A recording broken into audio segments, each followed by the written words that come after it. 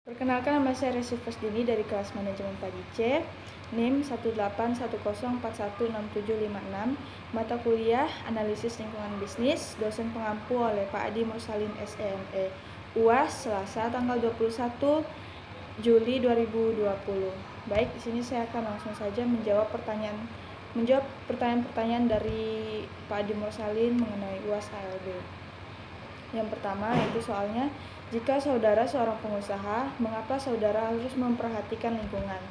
Yang di dalamnya itu ada yang pertama, lingkungan ekonomi. Lingkungan ekonomi adalah kondisi ekonomi di negara tempat organisasi internasional beroperasi.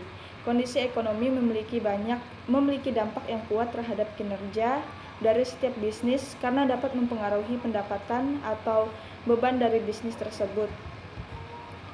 Ketika perekonomian kuat, tingkat lapangan kerja tinggi, dan kompensasi yang dibayarkan kepada karyawan juga tinggi. Yang kedua yaitu lingkungan politik.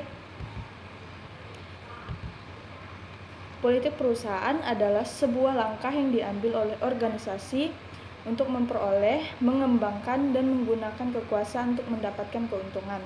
Sebagai contoh, mengubah atau tidak mengubah alokasi sumber daya tertentu, dan dukungan pemerintah untuk sebuah proyek yang dilakukan oleh perusahaan. Yang ketiga yaitu lingkungan sosial. Lingkungan sosial adalah kekuatan masyarakat dan berbagai sistem norma di sekitar individu atau kelompok manusia yang mempengaruhi tingkah laku dan interaksi mereka. Sebagai makhluk individu, setiap manusia mempunyai cita dan rasa dan karsa yang mendorong untuk menciptakan hasil karya yang disebut kebudayaan. Sebagai makhluk sosial, manusia memerlukan bantuan individu lain agar mampu bertahan hidup. Kedudukan manusia sebagai makhluk sosial mendorong terciptanya lingkungan sosial dalam budaya dan kehidupan masyarakat.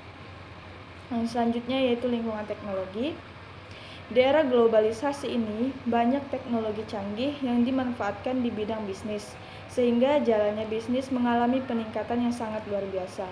Pada dasarnya, perdagangan atau pengusaha masih sulit menjual hasil produknya sebagai konsumen karena disebabkan masih melalui masa pendistribusian yang membutuhkan waktu yang sangat lama. Namun pada saat ini, berkat perkembangan teknologi, perusahaan tidaklah sulit menjual karena masyarakat bisa berbisnis dengan cara online atau bisa dikatakan dengan perdagangan elektronik. Nah, selanjutnya yaitu lingkungan ITK, etika atau lingkungan. Etika lingkungan internal, perusahaan mencakup aturan-aturan dan pedoman berperilaku yang baik, harus dipatuhi dan dilaksanakan oleh anggota internal perusahaan. Jika perusahaan dapat menjaga etika terhadap lingkungan dengan baik, maka perusahaan itu akan memperoleh banyak keuntungan. Yang terakhir yaitu lingkungan legal atau hukum.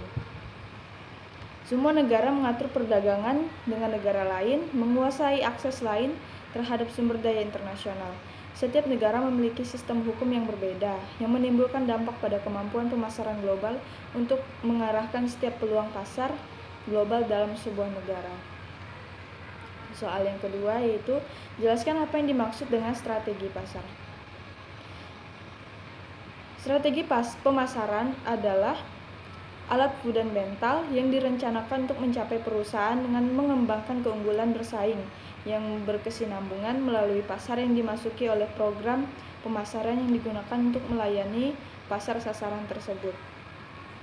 Untuk soal yang ketiga yaitu, jelaskan apa yang dimaksud dengan strategi bukan pasar atau non-market strategi.